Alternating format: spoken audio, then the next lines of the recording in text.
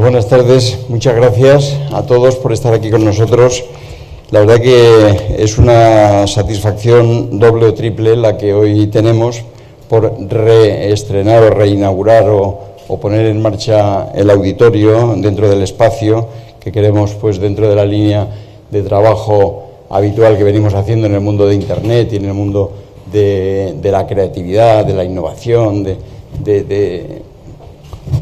la cultura digital en el que nos hemos venido moviendo, pues queremos seguir estando ahí, ser un actor activo, importante, movilizar todo lo que podamos y ayudar a que esa cultura pues sea cada vez más presente, más activa, más positiva.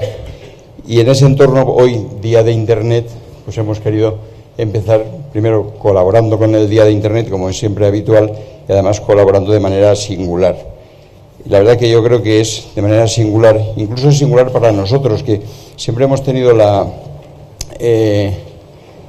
tendencia y hemos querido traer pensadores del mundo de la red, de las tecnologías, de todo este cambio de la cultura digital.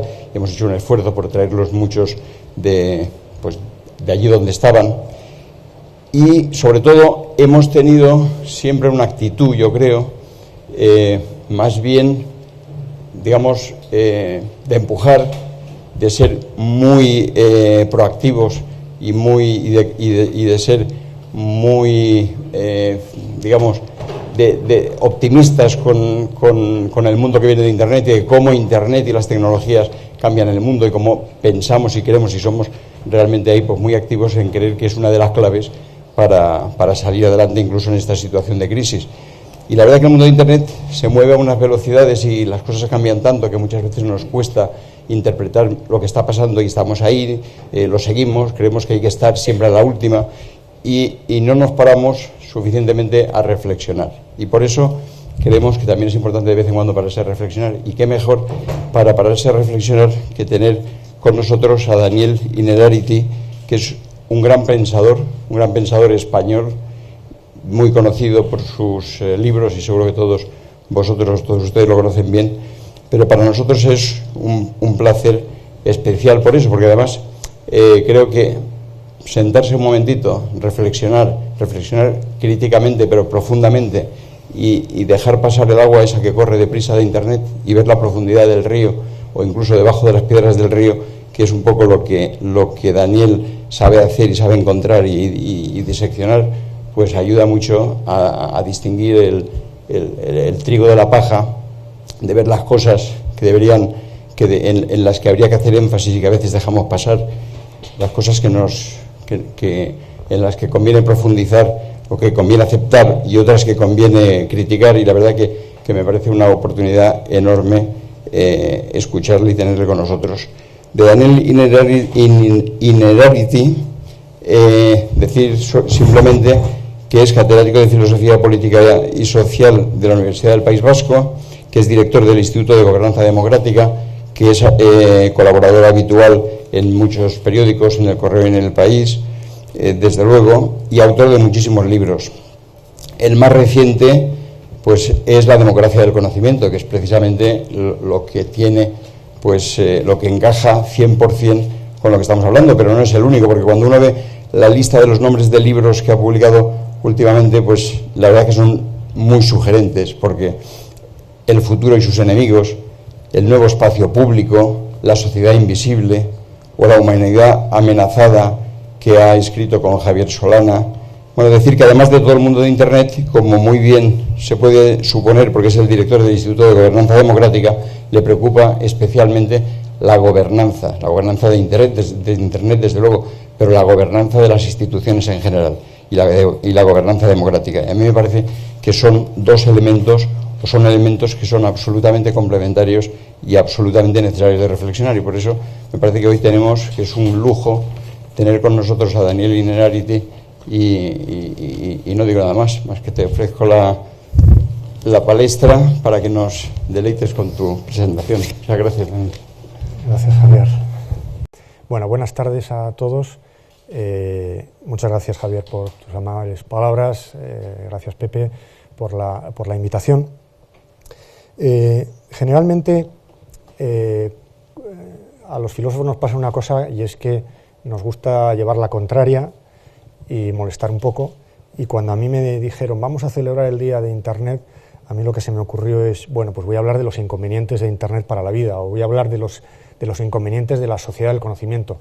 Yo creo que sobran celebraciones de la sociedad del conocimiento, mucha gente habla de las ventajas de la sociedad del conocimiento, y a mí me gustaría llamar la atención, no soy un pesimista ni nada parecido, pero me gustaría llamar la atención sobre sus inconvenientes, los inconvenientes de la sociedad del conocimiento para la vida, y también, de paso, señalaré alguna estrategia que me parece interesante para sobrevivir en ese mundo, ¿no?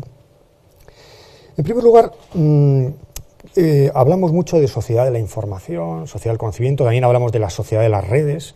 Las redes nos conectan, pero también nos pueden atrapar.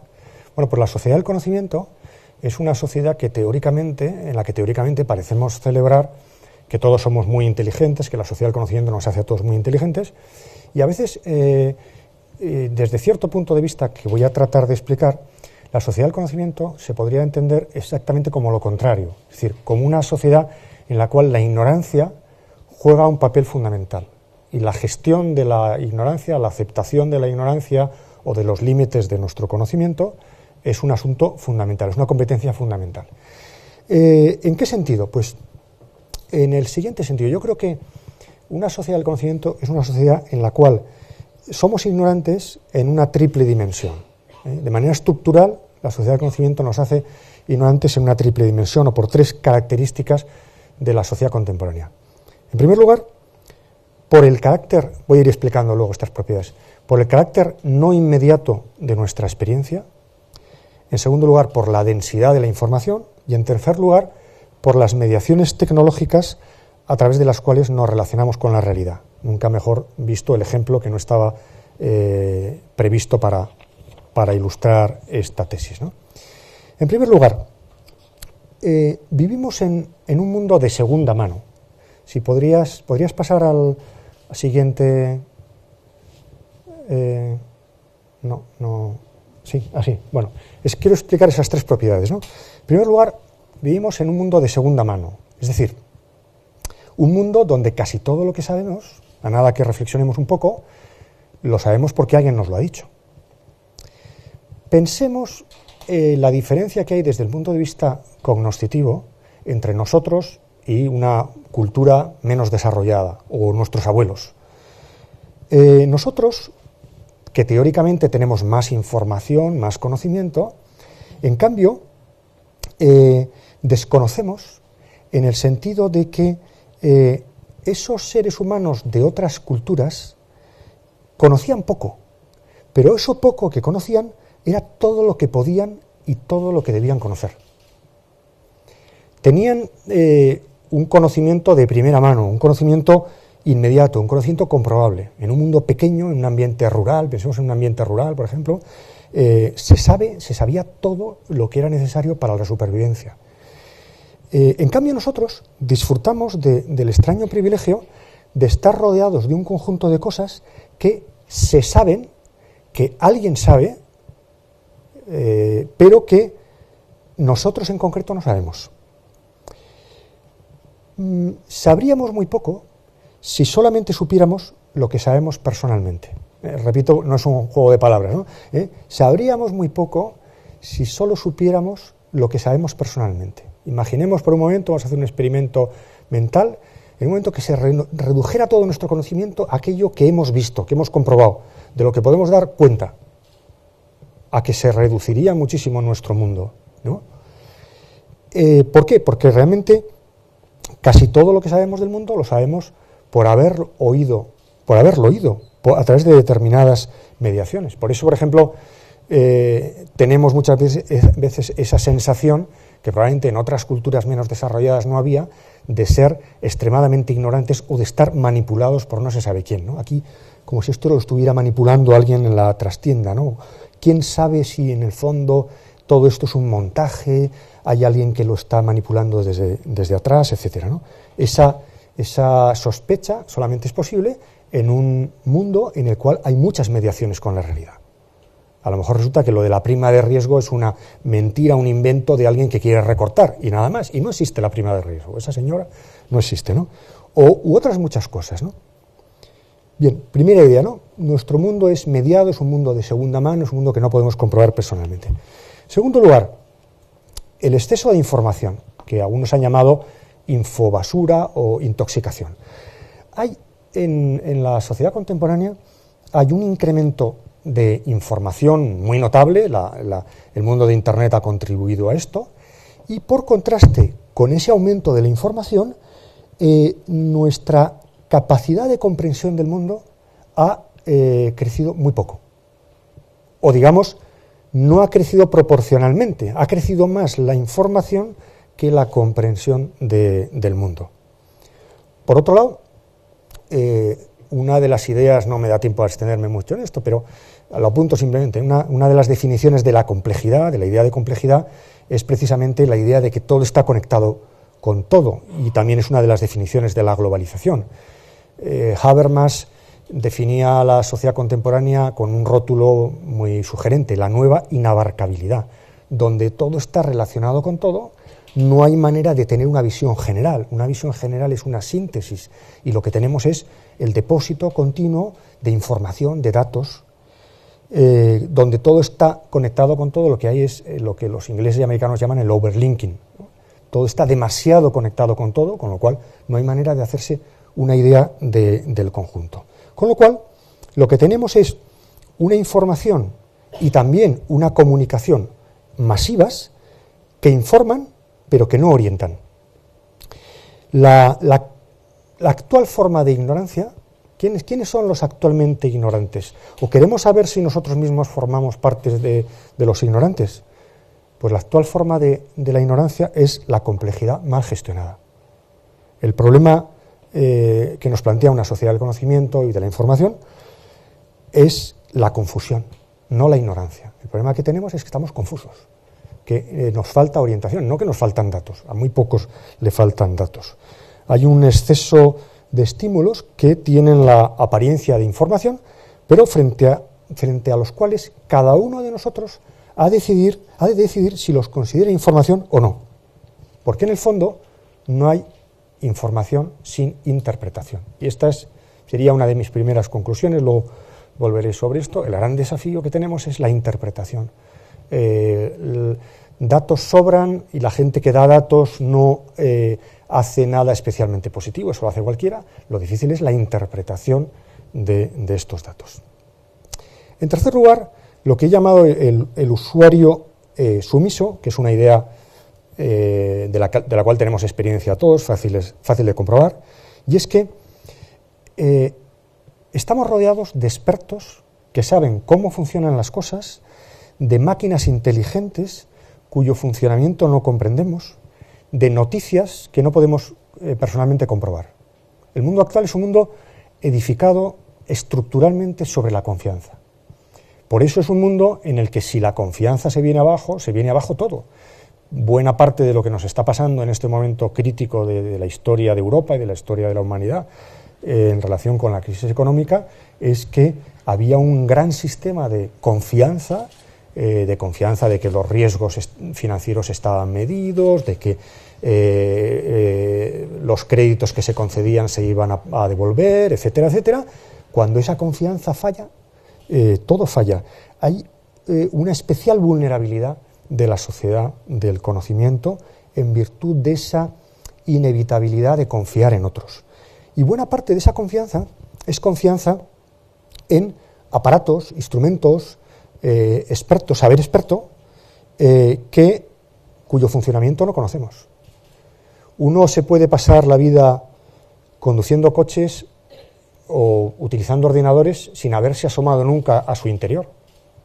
Hace años en el examen de conducir había que pasar una cierta reválida de algunas nociones básicas de mecánica.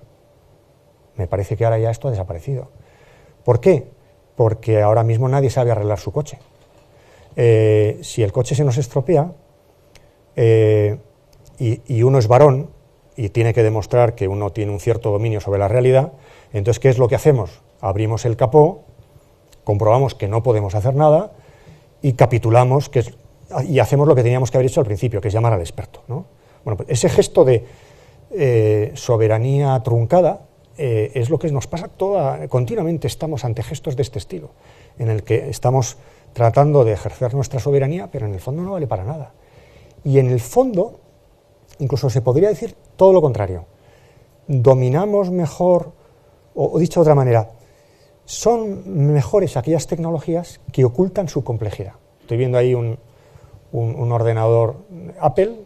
Apple, probablemente el éxito que ha tenido ha sido porque oculta la complejidad detrás de una sofisticada simplicidad. Una simplicidad probablemente fingida, ¿no? Nadie arregla su ordenador, nadie arregla su coche. Es más, incluso si el coche es un coche reciente, uno comprobará que va al mecánico y ni siquiera el mecánico es capaz de arreglar el coche. Lo que hace es llamar a la central y mandan todo el aparato que sustituye y ya está. O sea, nadie sabe, salvo unos expertos en unos sitios alejados, cómo funciona un coche, cómo funciona un ordenador o en qué consiste realmente un producto derivado financiero, ¿no? De alguna manera, lo que como usuarios vivimos diariamente es algo que se podría llamar, sin exagerar, no quiero dramatizar demasiado este asunto, la esclavitud voluntaria de los usuarios. Nos hacemos esclavos para liberarnos. Yo renuncio a todo el tiempo que tendría que dedicar para saber cómo funciona un coche, con tal de que me expliquen cómo se maneja. Y con las tecnologías pasa algo similar. Nos sometemos a una tecnología para poderla usar, ¿no? Por cierto, este carácter de usuarios sumisos es algo que nos lo recuerdan los propios instrumentos de la sociedad contemporánea, ¿no? ¿Cuántos aparatos hay que nos dicen esto solo puede ser abierto por el experto? O sea, no abra usted este ordenador o esta aspiradora, lléveselo al experto, ¿no? O consulte a su farmacéutico.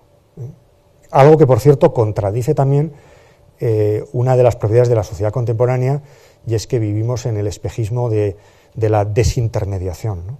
De que no son necesarios los mediadores y vamos al médico diciéndole tengo tal enfermedad, recéteme tal medicina, ¿no? Con lo cual los médicos tienen probablemente pues en ese escenario una crisis de identidad similar, por cierto, a la que pueden tener los periodistas cuando oyen que con Wikileaks, con los filtradores, es decir, con el arrojar datos en el espacio público, es posible suprimir esa mediación que es la interpretación de la información que hacen los periodistas, ¿no? A lo mejor alguno se ha llevado a la impresión de que todo esto lo digo en un sentido negativo, y que estoy añorando la vida rural en el campo, o un mundo sin instrumentos opacos, ¿no? Todo lo contrario. Estoy firmemente convencido de que nuestra civilización, lo digo además de una manera así un poco exagerada, un poco provocativa, pero creo que es verdad, ¿no?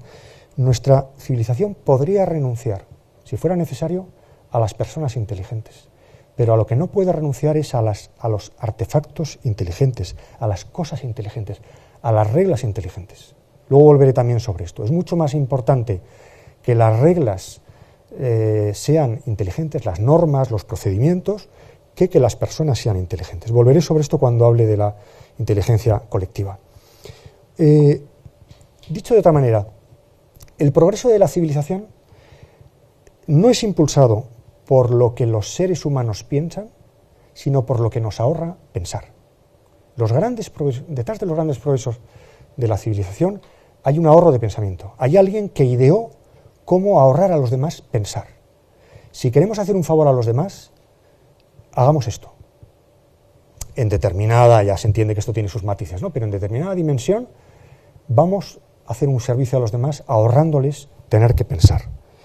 El filósofo americano Whitehead lo decía de una manera muy plástica.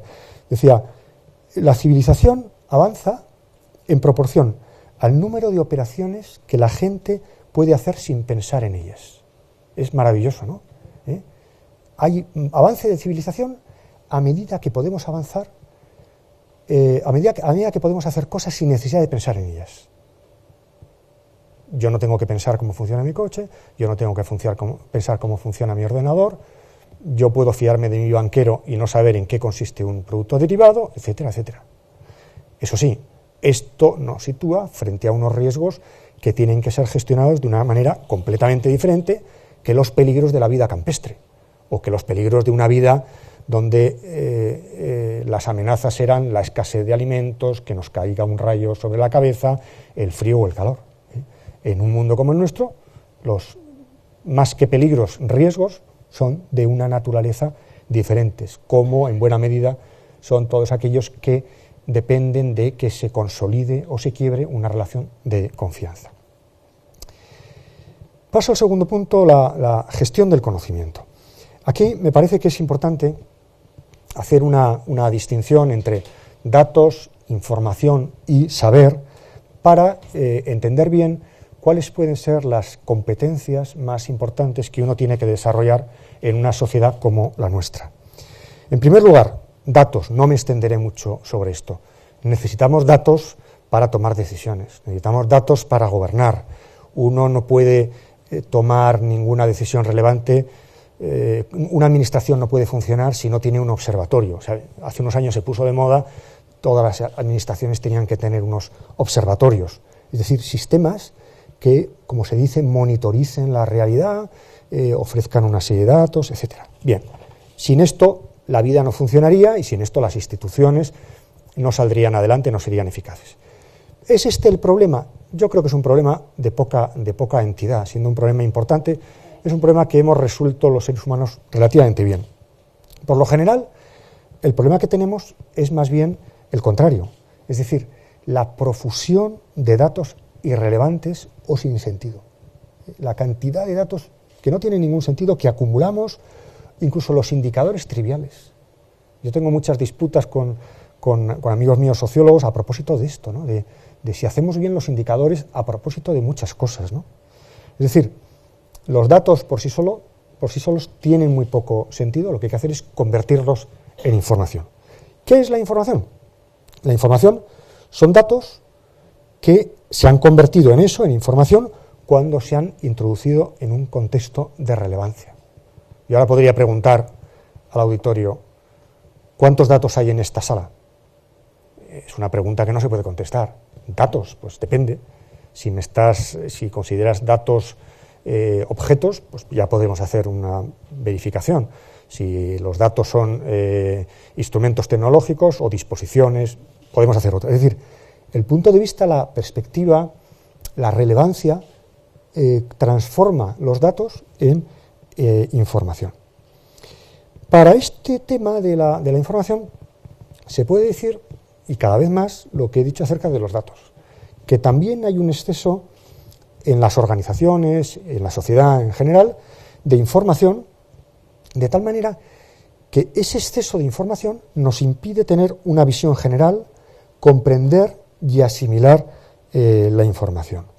Es decir, que probablemente la mayor parte de los problemas que tenemos, de problemas de conocimiento de la realidad, no proceden de falta de información. ¿No? Yo no veo gente mal informada en general.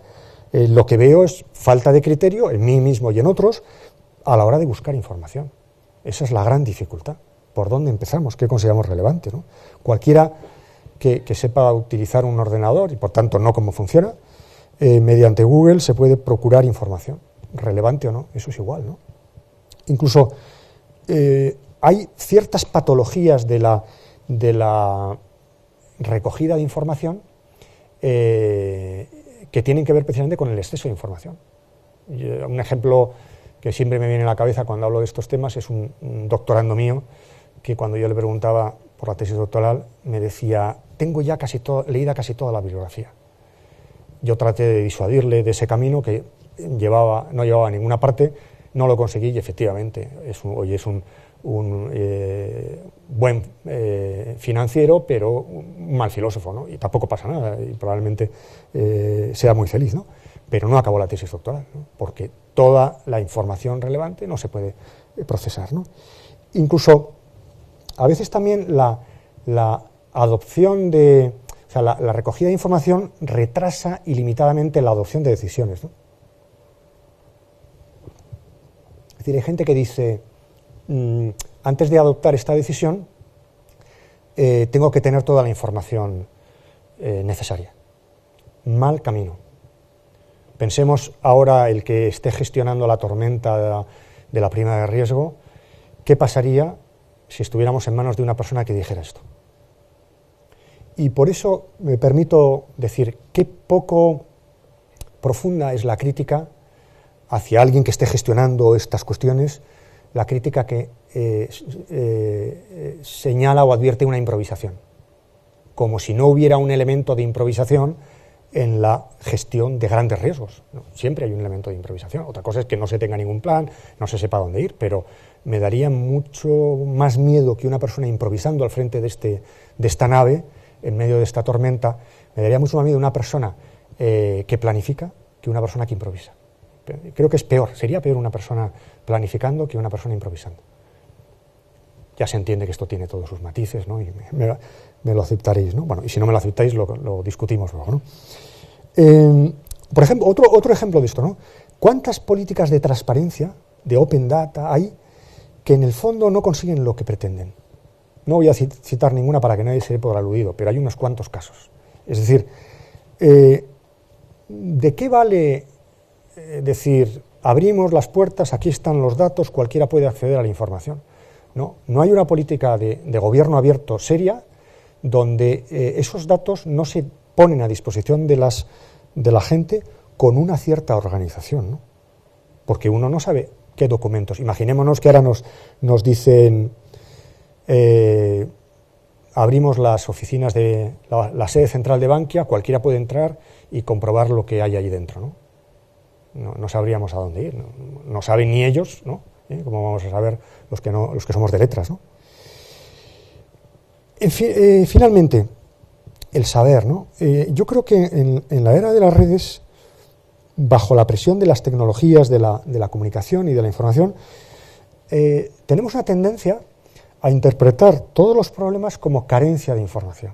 Es una tendencia natural. Esto además tiene su lógica, ¿no? Pensemos que la humanidad, de alguna manera la humanidad ha vivido durante muchísimo tiempo con una información muy escasa. De repente hay una gran información y la sensación subjetiva que uno tiene es, me falta información, soy un frívolo, estoy tomando decisiones sin la información suficiente. Por tanto, esa ansiedad ante la carencia de información es un factor humano muy explicable, ¿no? Bien, pero las cuestiones difíciles, las cuestiones relevantes, son las cuestiones de sentido. Y a una cuestión de sentido no se puede responder con una información.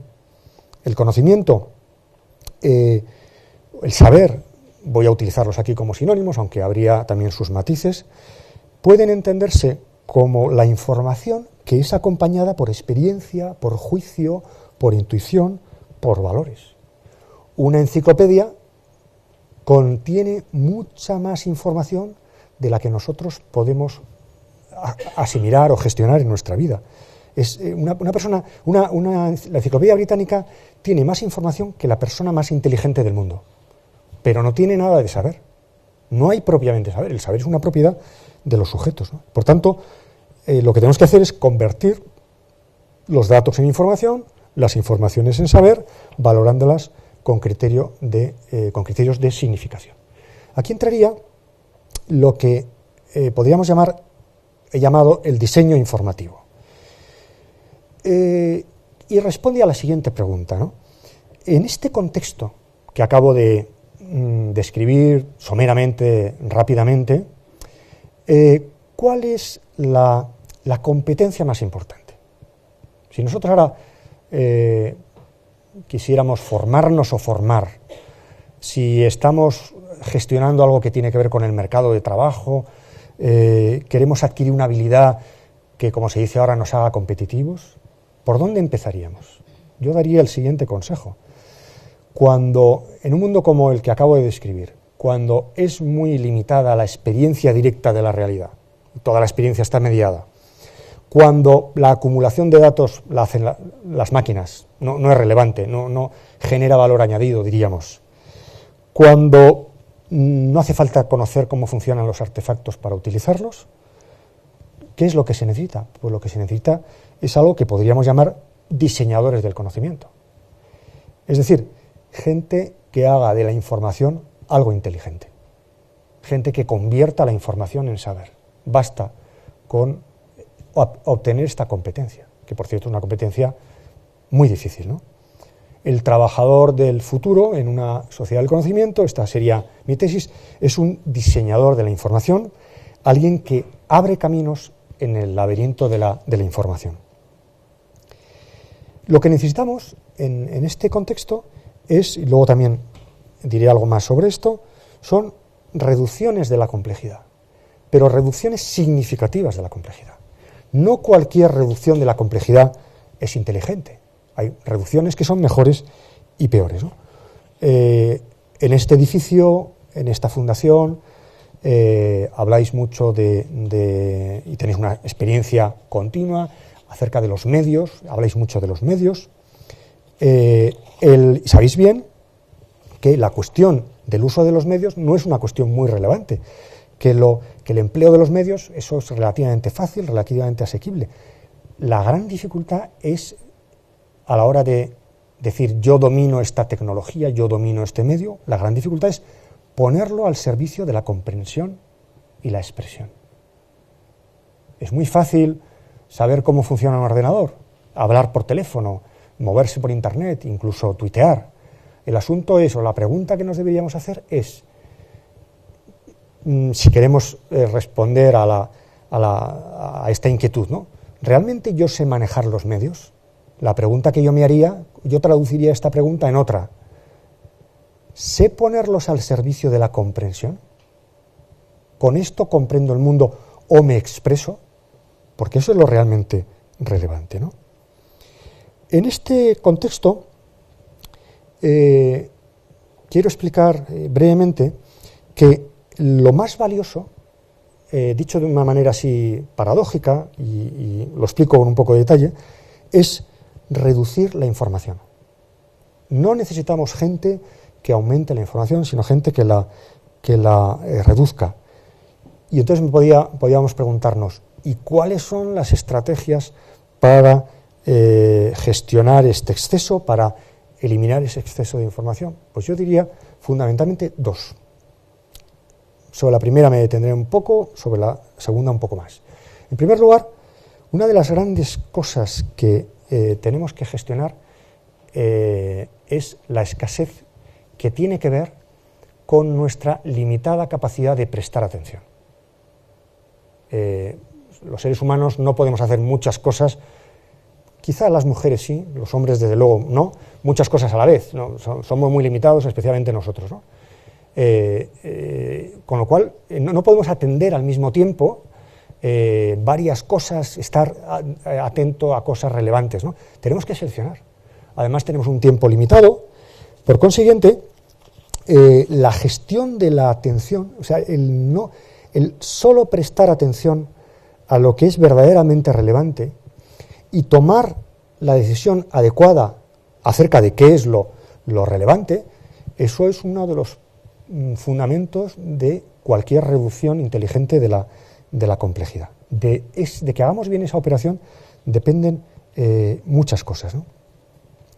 Y en segundo lugar, hay que tener un cierto valor para eliminar información.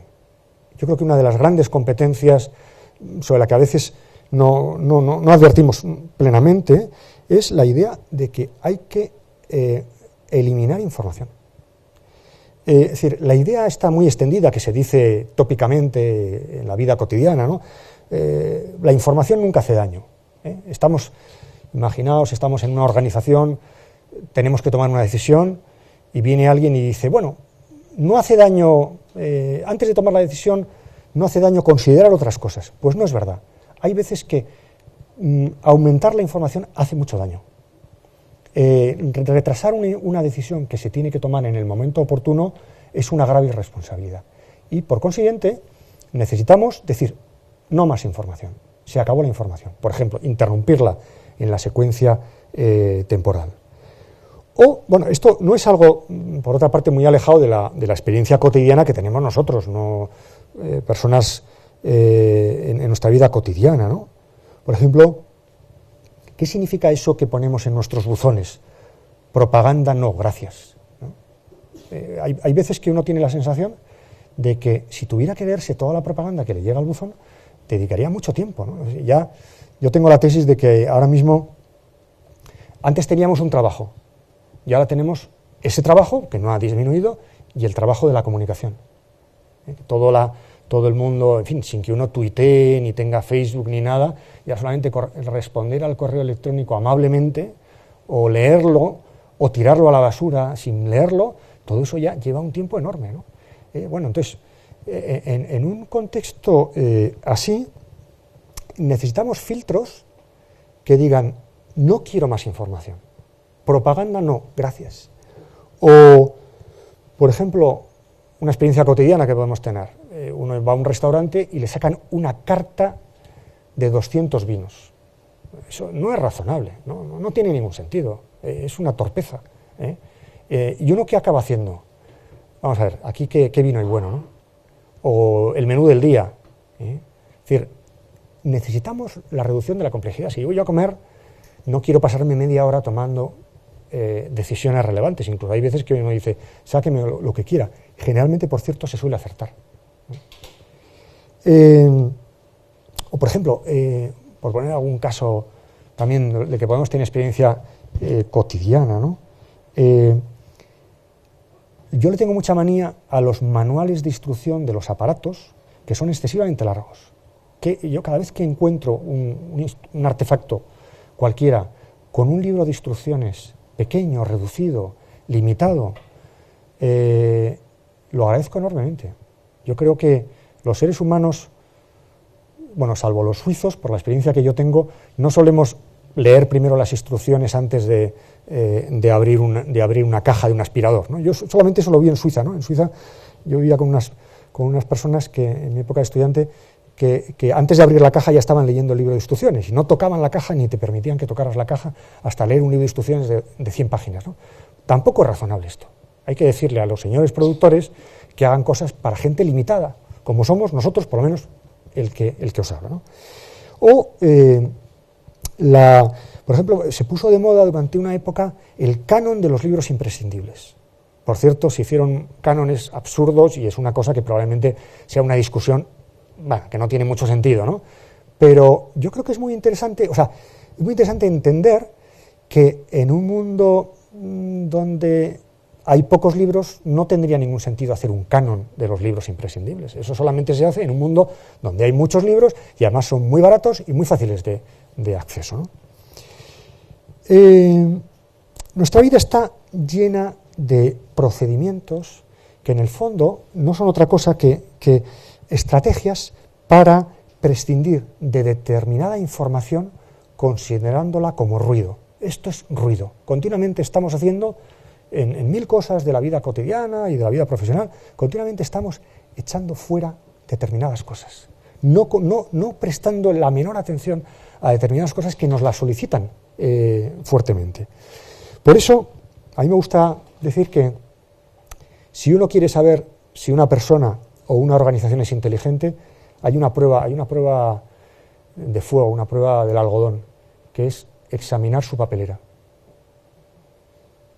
Mira la papelera de una persona, mira la papelera como metáfora, no la papelera física, mira la papelera de una organización y sabrás si es inteligente esa organización o no.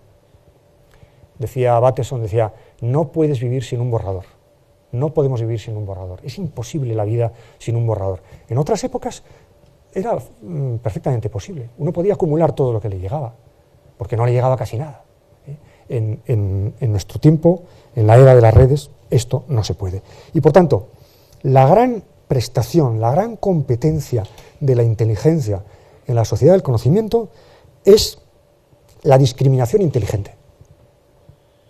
No cualquier discriminación, sino la discriminación inteligente que decide oportunamente qué ha de ser omitido, qué ha de ser desatendido, a qué no hay que prestar atención o qué hay que olvidar. El saber más valioso hoy en día tampoco es un juego de palabras, el saber más valioso es saber qué es lo que no se necesita saber. La gente que representa un mayor valor o las competencias que representan un mayor valor en la sociedad actual son aquellas competencias que nos enseñan, que nos dicen qué es lo que no tenemos que saber. Por tanto, concluyo con esto este apartado, estar bien formado, ser competente, estar preparado, sobrevivir en la sociedad de la información y del exceso de datos y de informaciones, es haber desarrollado una habilidad especial para aniquilar información, para no tener en cuenta, para olvidar. Por cierto, es algo que no pueden hacer los ordenadores. Si uno intenta borrar una información, algo en un ordenador, comprobará que eso es una operación prácticamente imposible. No sé si es por mi poca habilidad tecnológica, pero a mí una de las cosas que más me llama la atención es que uno intenta borrar algo de un ordenador y lo primero que le dice el ordenador es: ¿está usted seguro de que quiere borrar el documento X? Como diciendo, ¿usted es tan idiota de que va a borrar, como para borrar este documento? Sí. ¿Seguro que de verdad que está usted seguro de que lo quiere borrar? Que sí, que sí. Entonces ya uno va y lo borra. Y entonces dice: qué horror, me he equivocado. No lo tenía que haber borrado. Va uno con el ordenador a la tienda de Apple y no hay ningún problema. No estaba borrado. Con lo cual realmente no borramos. O sea, realmente las máquinas no borran nunca. Qué curioso, ¿no? Lo que nos distingue a los seres humanos de las máquinas es el olvido. Es la capacidad de olvidar cosas que, por cierto, eso sería otro apartado interesantísimo para divagar, ¿no? La memoria y el olvido, especialmente el olvido, es una operación extremadamente inteligente. Uno piensa, el olvido es de gente despistada.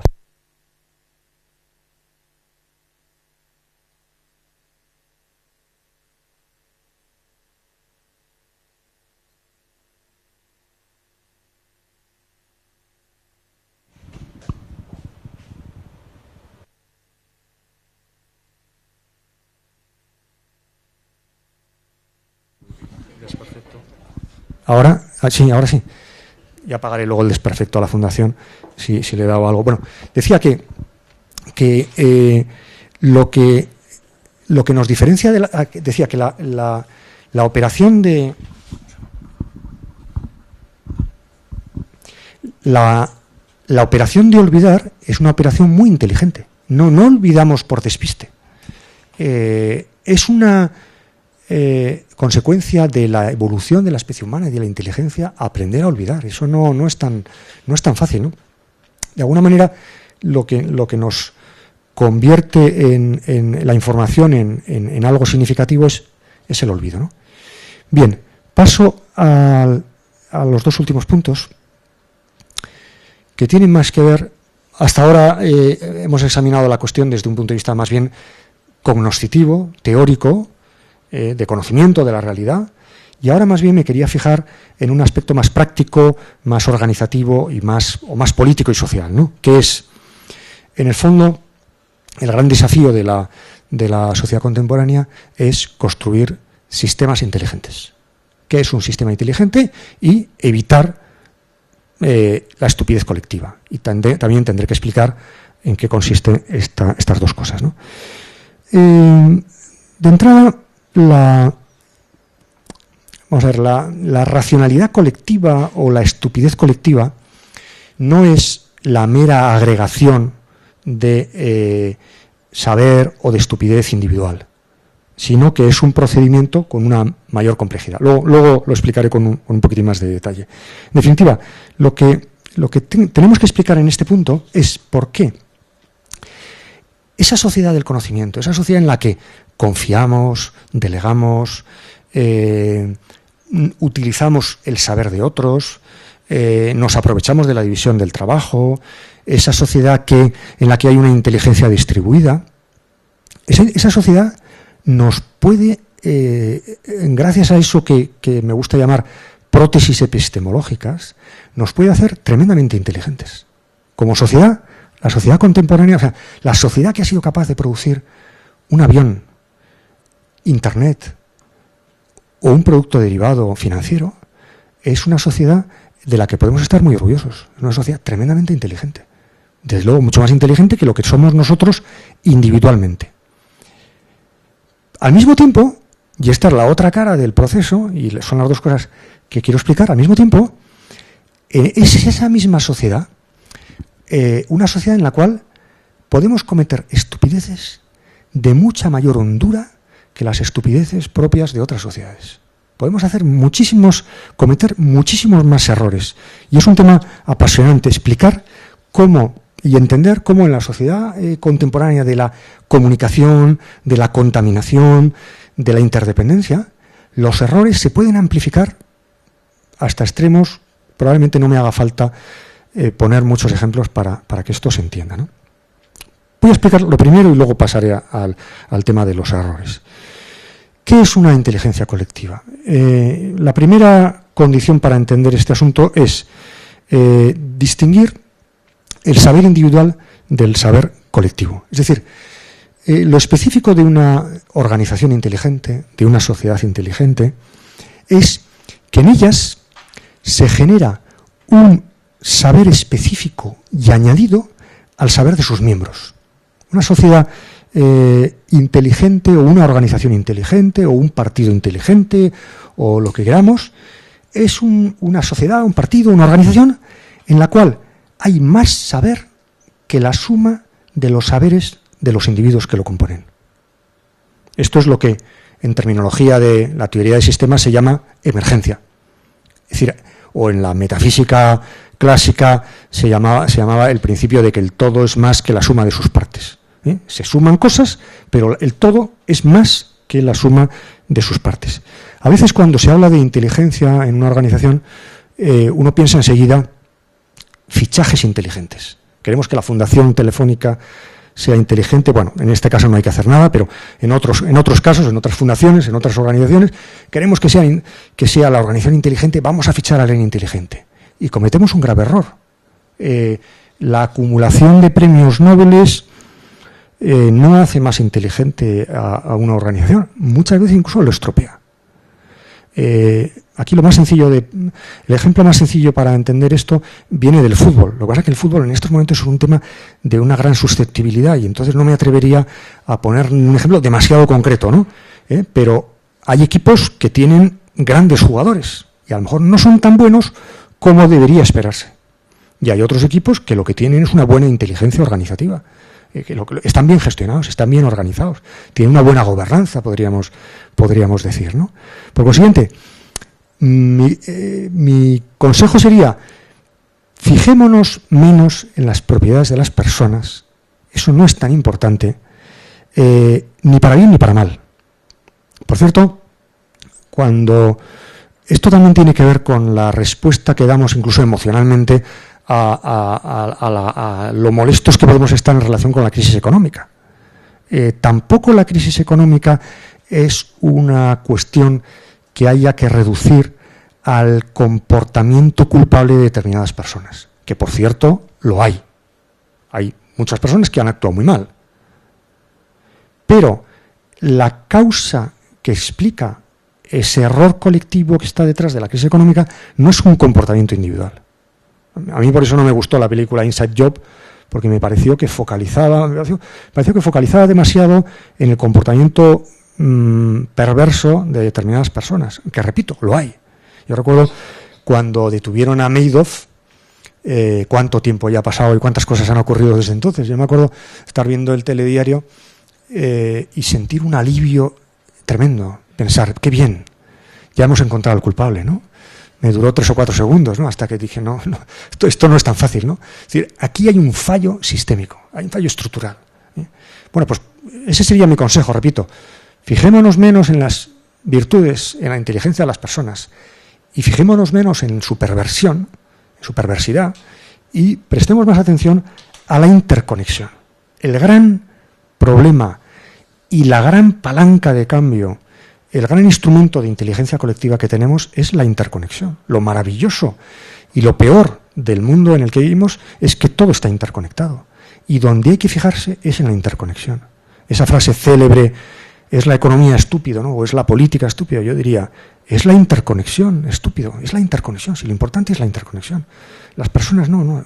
Esto parece una barbaridad, pero yo diría, es que las personas no son importantes, lo que es importante es la interconexión, en este sentido, ¿no?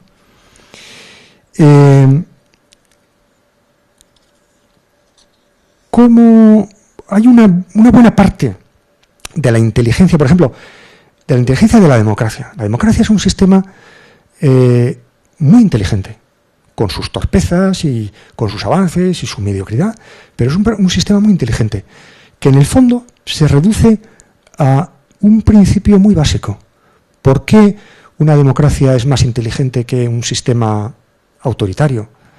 Pues yo diría que fundamentalmente porque es un sistema que ha sido capaz de organizar la inteligencia colectiva de manera que un conjunto de personas medias, como somos la mayor parte de los ciudadanos, que no estamos de acuerdo en no estamos de acuerdo ideológicamente, que tenemos intereses diversos y que a pesar de eso, o incluso gracias a esa diversidad, son capaces de generar una sociedad más inteligente que ellas mismas como personas aisladamente consideradas, cuyos sistemas de gobierno producen una política más inteligente de lo que somos cada uno de nosotros, ¿no? Aquí me gustaría mencionar un teorema de Scott Page que decía: es más importante en las organizaciones, en la sociedad en general, es más importante la diversidad que la competencia.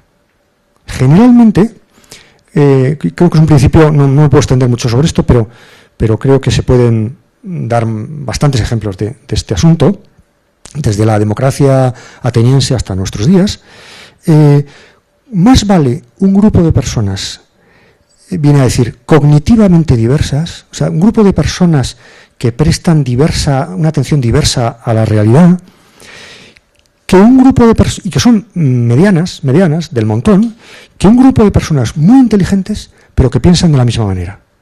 Si uno tiene que tomar una decisión, si uno tiene que organizar un equipo, un grupo para dirigir una empresa, para montar un partido político, para cualquier cosa, me permitiría este consejo, sí que viene de Scott Page: aprecia más la diversidad que la competencia. Y sobre todo, huye de la excesiva semejanza de personas demasiado parecidas entre sí. Generalmente, podemos estar seguros de que un sistema gobernado por entornos de diversidad escasa, donde hay poca diversidad, porque hay poca participación, porque la representación no es correcta o porque se excluye expresamente un punto de vista, no se toma en consideración, esto no da lugar a la inteligencia colectiva que está en detrás de las mejores decisiones. Lo digo porque ahora menciono esto, lo veremos desde un punto de vista negativo, lo contrario de esto, ¿no? Pasa al último punto. ¿Cómo se construye socialmente la estupidez? Es una de los grandes enigmas, uno de los temas más interesantes. ¿Por qué colapsan las sociedades? ¿Por qué fracasan? ¿Por qué tomamos malas decisiones? Con lo listos que somos. Bueno, pues hay que explicar algunas cosas. Y yo tengo 2 o 3 indicaciones que dan cuenta de algunas de nuestras estupideces, ¿no? Pensemos, por ejemplo, tiene mucho que ver con el tema de la crisis económica, ¿no? Pensemos, por ejemplo, esta oscilación en la sociedad contemporánea entre la euforia y la decepción. ¿Cómo pasamos de la euforia de comprar, de prestar, de tomar prestado, a la decepción en la cual nos guardamos el dinero, provocamos el corralito, no consumimos? Bueno, cuando se habla, por ejemplo, en los acuerdos de Basilea, se ha hablado siempre de tomar decisiones anticíclicas. Las decisiones anticíclicas, en el fondo, son sistemas de gobernanza que lo que intentan es precisamente que detener la euforia, parar la euforia cuando es demasiado fuerte, y combatir la depresión cuando ésta se convierte en algo irracional, ¿no?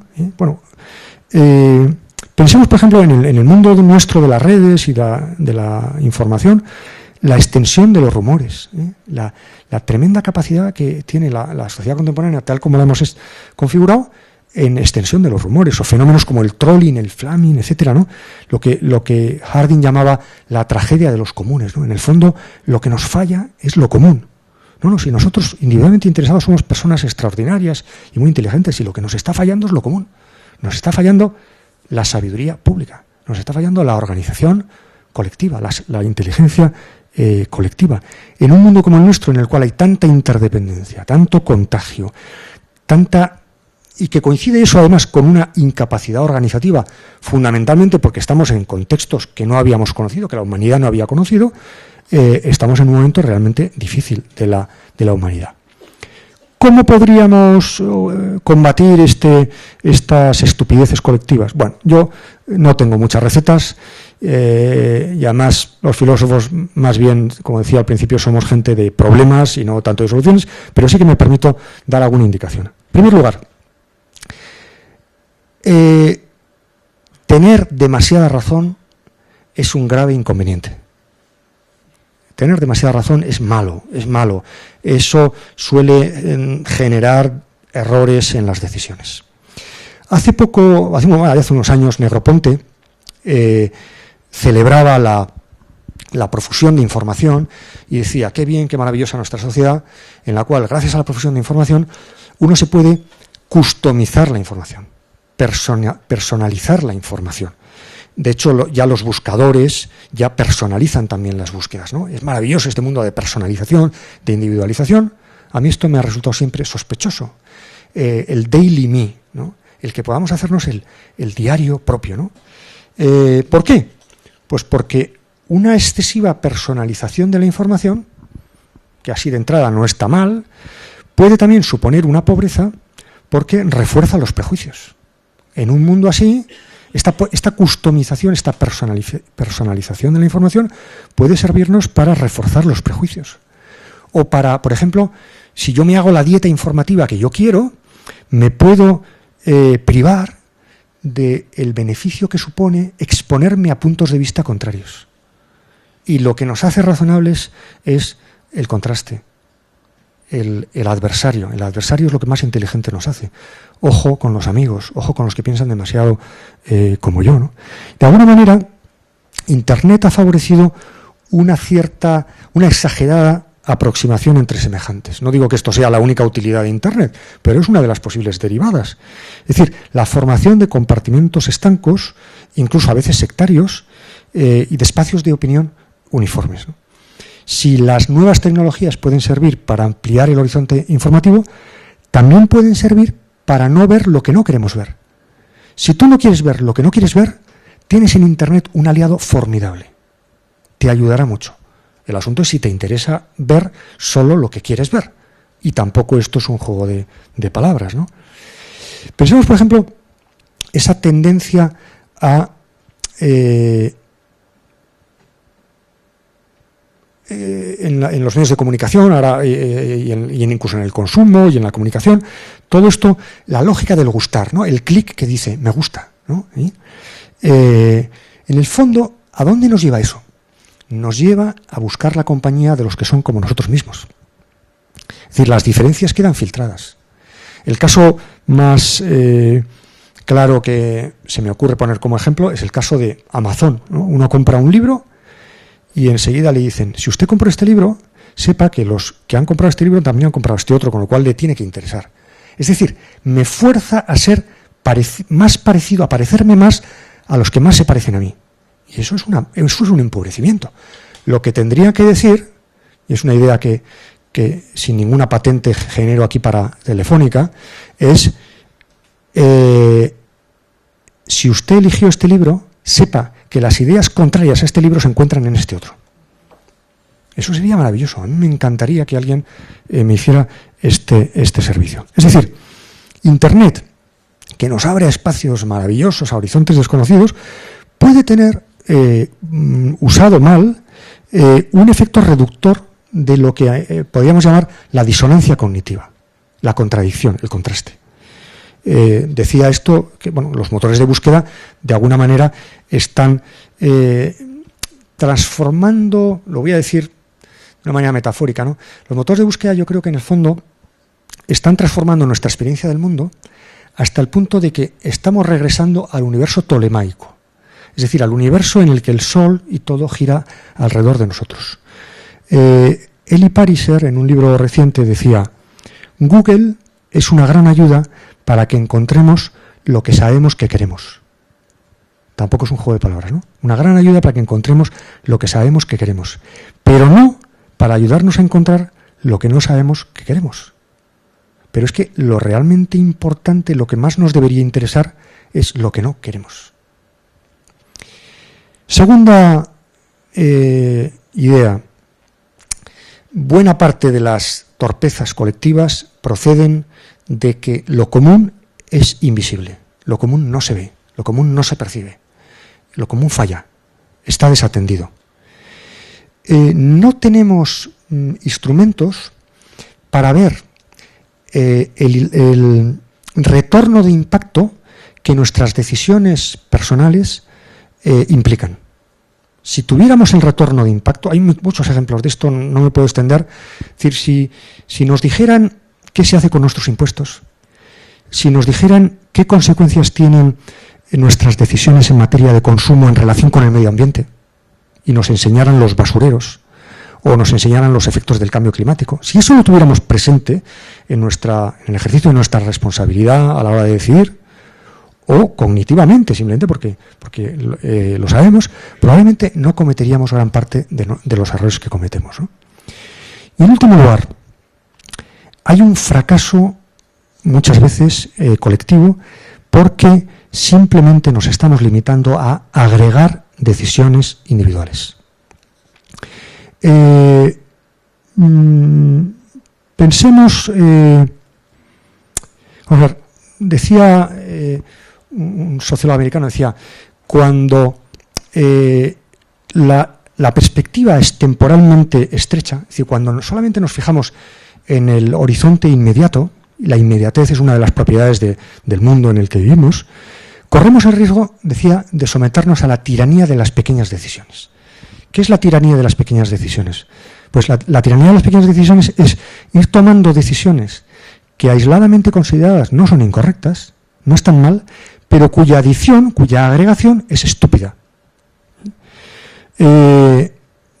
Pensemos cómo se produce un atasco de tráfico. En un atasco de tráfico, ¿qué es un atasco de tráfico? Desde el punto de vista filosófico. Un atasco de tráfico es un conjunto de personas persiguiendo estúpidamente su propio interés. Metiendo el morro del coche en lugar de esperar, no pasándose el semáforo, bueno, sobre esto no me voy a extender pero es un tema apasionante que me apasiona, el fenómeno de los atascos de tráfico, ¿no?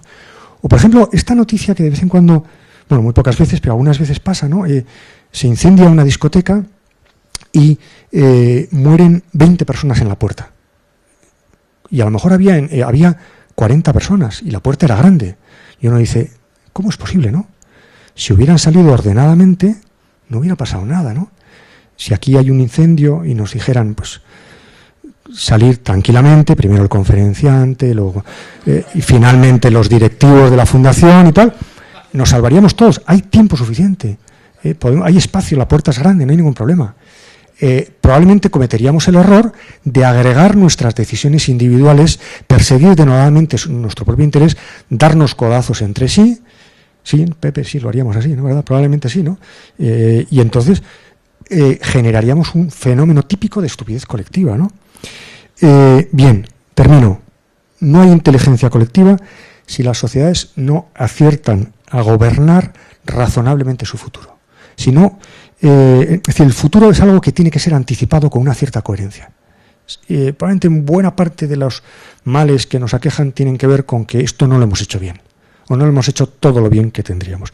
Evidentemente, esta anticipación del futuro no es la adivinación, no se trata de que nos convirtamos en unos videntes, cosa que no tiene mucho sentido. Nunca esa adivinación puede ser una adivinación exacta, sino lo que es una apuesta arriesgada, audaz y modesta al mismo tiempo. Muchas gracias. Bueno, Pues tenemos ahora unos minutos para preguntas. Solo decir dos cosas que se me habían olvidado. Uno, que este es un evento que está dentro del entorno de 250 eventos que está habiendo en España por el Día de Internet, que es hoy. Otra, que no se me va a quitar de la cabeza ya jamás, que hay una interpretación filosófica de un atasco. Eso es una cosa que ya no lo voy a poder evitar. Y una cosa muy importante para vosotros. Yo sí que tengo la experiencia de la primera vez que oí a Daniel, ¿no? Y me quedé muy impresionado porque me parece como una manera de pensar más evolucionada de la que estamos acostumbrados sobre la sociedad de la información, ¿no?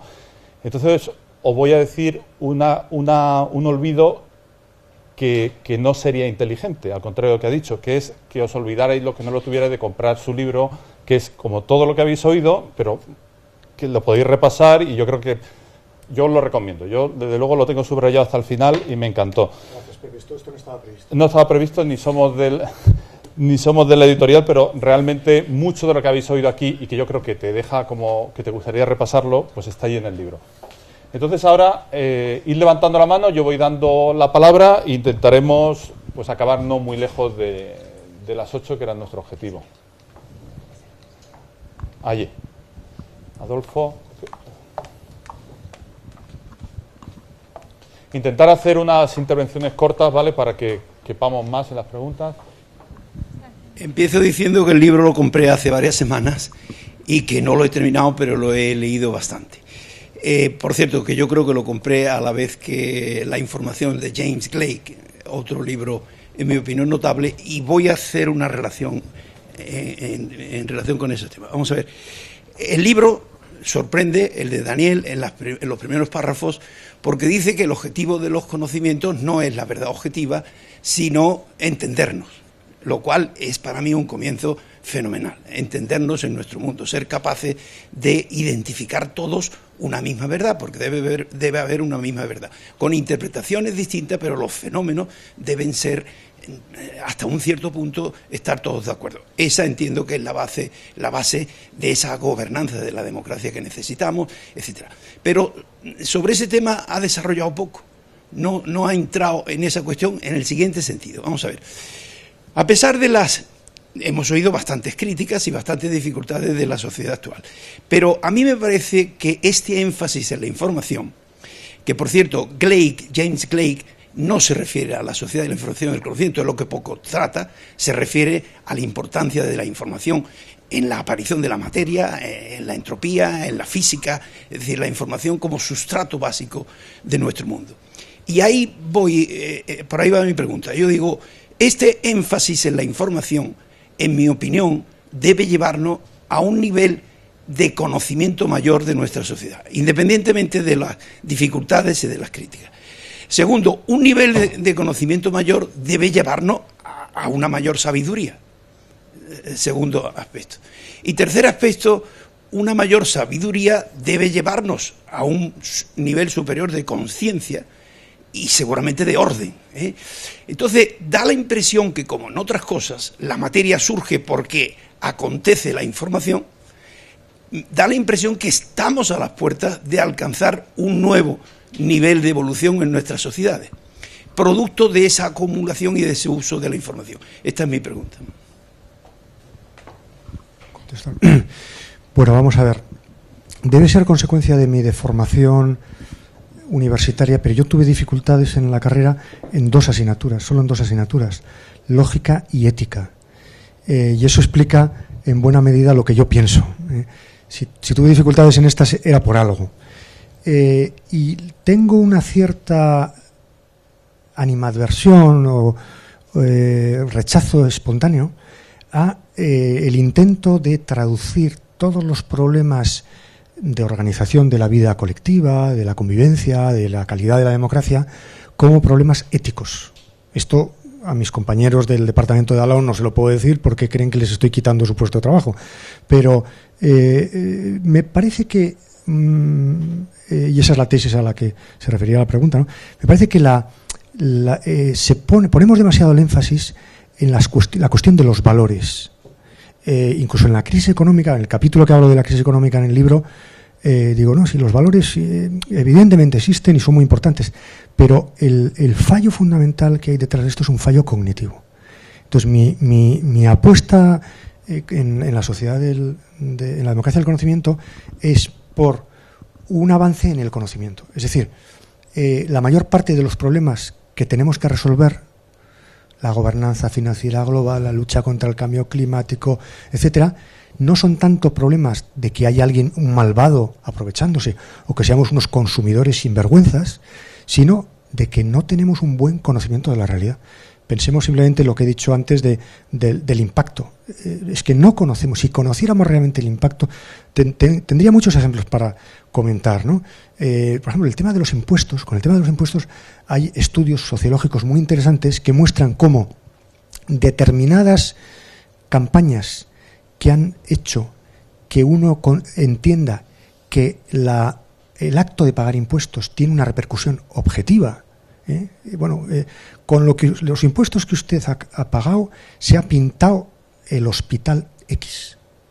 Si yo supiera eso, es decir, a veces, y entonces esa sería mi respuesta. Es decir, creo que hay que poner el énfasis en que los problemas colectivos son problemas fundamentalmente cognitivos.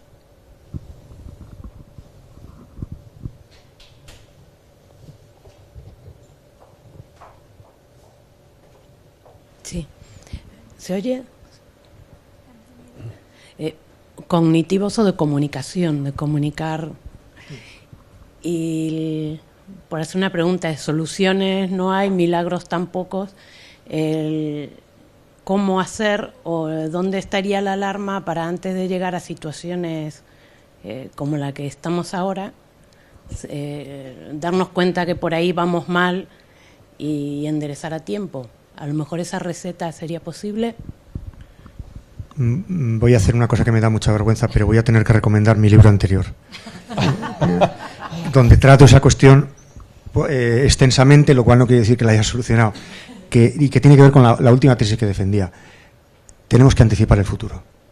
Yo creo que la sociedad contemporánea, desde el punto de vista del gobierno, de la gobernanza, tiene dos grandes problemas. La tiranía del aquí y la tiranía del ahora. La tiranía del aquí es que nuestros instrumentos de gobierno son nacionales, estatales, y no valen para entornos abiertos donde las fronteras no tienen ninguna función de protección, no protegen de nada, donde todo es epidémico, donde no hay más que virus, contaminación, nerviosismo. La otra tiranía es la tiranía del ahora, es decir, la tiranía de las pequeñas decisiones a la que me refería al final, la tiranía de una consideración del tiempo muy corto. Tenemos que anticipar el futuro de una manera coherente. Lo verdad que esa anticipación del futuro es muy compleja. No es una anticipación para la que haya que recurrir a videntes, es una anticipación que tiene que ver con una cierta introducción de la reflexividad en nuestras decisiones, pero es uno de los grandes desafíos que tenemos, la superación de la espacialidad limitada y la superación de una temporalidad demasiado fijada en el aquí y ahora, en el ahora, ¿no?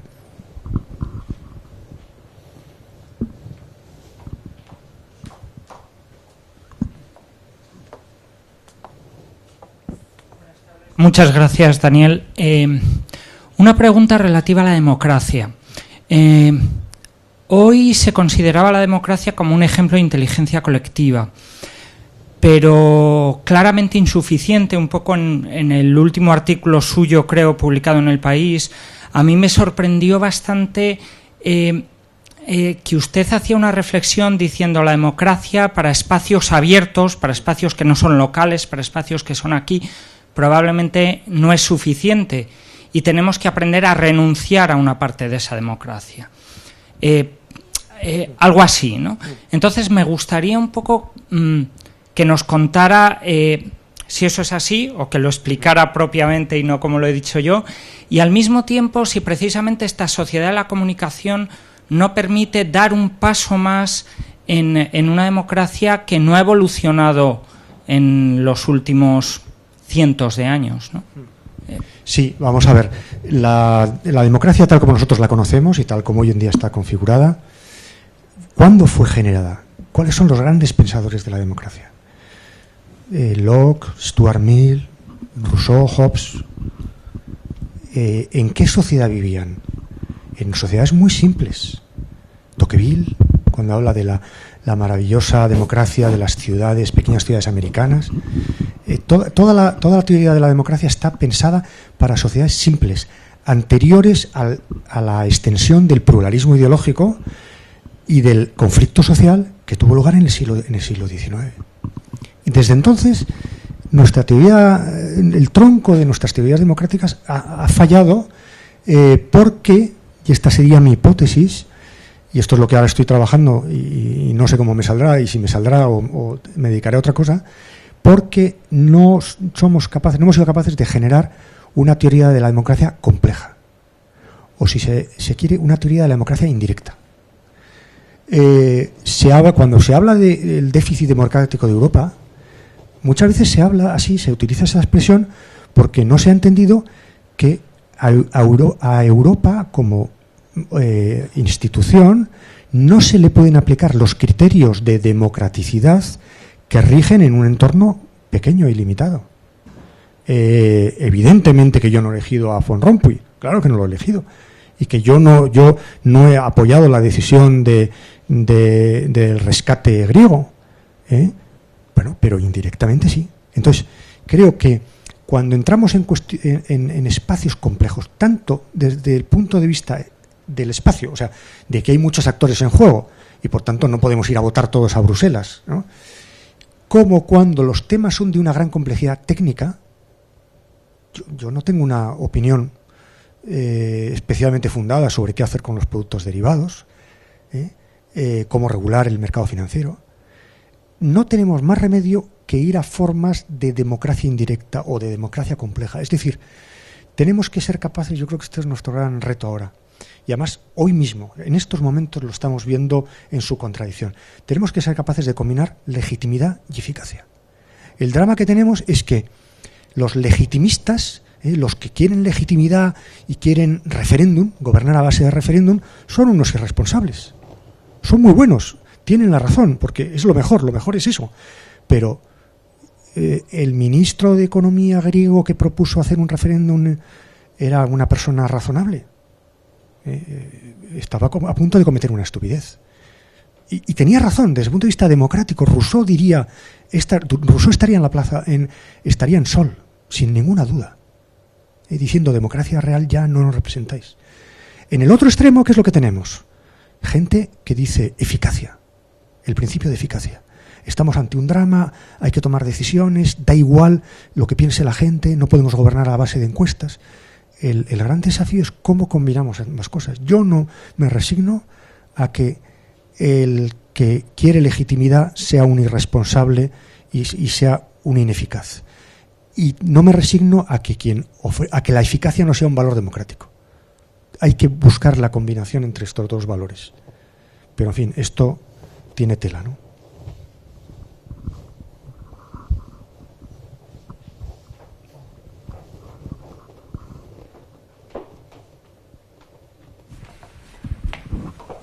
En ese orden de cosas, bueno, primero, antes un chascarrillo. Yo cuando veía lo de la Casa de la Paz y Derechos Humanos me imaginaba un cementerio, pero bueno, eso es. Y la pregunta es la siguiente: si en este orden de cosas, ¿no?, eficiencia y legitimidad, hoy en día está legitimado que tú puedas realizar tu aportación colectiva de una forma rápida y sencilla a través de tu DNI, lo conectas en tu portátil, saben exactamente quién eres, cómo eres, tu capacidad adquisitiva, tu radiografía económica, y hay una evolución radical a través del mundo Internet, de la tecnología, por lo que sería tu identidad económica, no tu identidad política, no tu identidad a la hora de tomar decisiones o elecciones colectivas, ¿no? ¿Hasta qué punto, por tanto, no es entendible que esa concepción de referéndum para ciertas cosas sean incorporadas con cierta celeridad en nuestra sociedad, en tanto en cuanto hay una deslegitimación cada vez más radical de esa democracia indirecta o representativa? Y por tanto, ¿qué medios concibes tú que pudieran incorporarse para que hubiera una democracia no tan formal, sino más informal, incorporando las elecciones de los individuos cuya radiografía social está bien definida por estos medios tecnológicos de Internet. Sí, vamos a ver. Yo creo que ahí, como siempre, la complejidad nos ayuda, ¿no? La participación, yo entiendo que la participación de la ciudadanía en la toma de decisiones es un asunto lo suficientemente importante como para no dejarlo en manos de la ciudadanía. Es decir, como para organizarlo bien y pensarlo bien. Yo creo que hay que distinguir 4 planos en la toma de decisiones. O sea, cuando a mí me ha tocado hablar de participación en un foro o delante de políticos, yo siempre he hecho la siguiente distinción. Hay 4 planos en lo que se refiere a la participación ciudadana. Y hay que saber siempre en cada asunto dónde nos tenemos que detener. Hay un nivel básico, que es el nivel de información, de transparencia, de comunicación, en el cual, por cierto, hay también un cierto margen para la opacidad. Determinadas decisiones muy democráticas, muy razonables, no se podrían tomar si todo estuviera en luz y taquígrafos, a la vista pública. Pienso en el ámbito de la diplomacia, hay un pequeño espacio para la oscuridad, que es democrático. Pero en fin, en general digamos que ese espacio es bastante abierto, ¿no? Hay otro segundo plano, que es el plano de la deliberación. Podemos poner en marcha procedimientos para intercambiar opiniones, saber qué es lo que opina la gente, consulta. Y hay determinados temas que es bueno situarlos en ese plano, pero otros no. Podemos avanzar más y decir, yo es que quiero más, yo soy más participacionista que eso. Pues vamos al nivel de la decisión. Un tercer plano. Vamos a decidir esto colectivamente. Y a la gente hay que decirle, por cierto, a la gente hay que decirle, cuando se abre un proceso de participación, en qué plano nos vamos a mover. Porque muchas veces un gobierno tiene toda la legitimidad para decir, vamos a abrir un proceso de consulta, pero que quede claro que la decisión la voy a tomar yo. Esto puede ser legítimo en ocasiones. Bien. Hay un cuarto plano, y último, que es el plano de la responsabilidad. Si yo he puesto en marcha un proceso de participación y hemos tomado una decisión colectivamente, la responsabilidad la sigo teniendo yo como gobierno. La responsabilidad es algo que no lo puedo delegar. Es que la gente ha votado así, ¿no? Entonces yo creo que lo más interesante es preguntarse, para cada asunto concreto, en qué nivel de participación ciudadana es más razonable movernos. Hay cosas en que evidentemente ese procedimiento es muy razonable. Hay otras cosas yo no lo haría.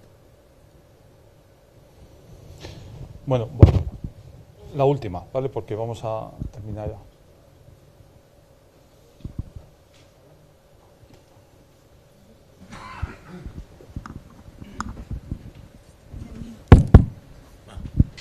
Buenas tardes, ¿qué tal? Mire, que usted ha hablado de que hay un plano básico dentro de la democracia en el que más o menos hay transparencia y claridad, pero lo cierto es que en la democracia de hoy, sobre todo en España, eso no es cierto, en el sentido de que yo, ciudadano de Madrid, en el que cuando voto a 40 diputados, yo quizás conozco a uno, que tampoco he tratado con él, y los otros 40 es la primera y última vez que habré oído hablar de ellos, ¿no? Otro tema, por ejemplo, que ahora estamos sufriendo es los balances de las cajas de ahorros, que durante años no sabíamos nada, porque por una legislación un poco opaca, pues no sabíamos qué hacían las cajas. Entonces, yo quería saber que, en fin, si esta democracia realmente es así, si ese plano básico, pues no es transparente. Gracias. Podría contestar esta pregunta de una manera políticamente correcta, y de una manera y de otra manera un poco incorrecta. La correcta es, yo estoy de acuerdo, evidentemente, estoy de acuerdo con que se conozca más, que haya más transparencia. Me parece que abrir la discusión, el debate sobre listas abiertas es interesante, yo creo que estaría bien, pero ahora la voy a contestar un poco incorrectamente, en relación con lo que venimos diciendo. Imaginémonos que antes de cada votación, que para cada votación se nos pusiera delante cuántos candidatos se presentan en una circunscripción electoral, no sé, los que sean, ¿no? 50, 100 personas, 100 currículos, nos mandan 100 currículos a casa y los tenemos que estudiar. Los partidos que por cierto son una institución francamente mejorable, son reductores de complejidad. Yo creo que tengo una buena formación política, y leo y me entero y tal, pero hay muchas veces que para los temas surge una polémica y yo lo primero en que me fijo es a ver qué dice el partido al que yo suelo votar, para tener una primera orientación. Luego a lo mejor resulta que digo, pues estoy en desacuerdo con ese partido, incluso voy a dejar de votarlo, pero orientan, o sea, los partidos políticos, en el fondo, a lo que voy, las mediaciones, las intermediaciones son absolutamente necesarias. Yo nunca voy a comprender cómo funciona, qué refleja exactamente un balance de un banco. Nunca lo voy a comprender. Me puedo confiar en determinadas personas. Lo grave de esto es que se ha quebrado una confianza que era muy básica. Pero no pensemos, esa sería, en fin, siento acabar así de esta manera un poco inquietante, ¿no? Pero no soñemos con un mundo en el que no necesitemos confiar en algo o en alguien o en algunos intermediarios. Lo grave sería que a esos intermediarios no los pudiéramos mandar a casa y elegir otros. Eso sería muy grave. Pero siempre habrá instancias de mediación. Bueno, vamos a acabar, sobre todo porque Daniel tiene que coger un avión de vuelta, porque el espacio cierra a las 8, y antes de despedirle, a los que nos están viendo y a los que están aquí, pues invitarles mañana a que nos visiten, porque es el día de los museos y también tenemos eventos aquí. El que quiera venir el sábado, incluso con sus hijos, hacemos el Scratch Day, el día del Scratch, que es un lenguaje de programación. Hay talleres y charlas y conexiones con otras partes del mundo. Y el lunes tenemos también otra conferencia para los que quieran hacerse un plan de negocio de sí mismos. Tendremos a Tim Clark, así que bueno, estos son lo que viene, y me gustaría un aplauso para Daniel y darle las gracias.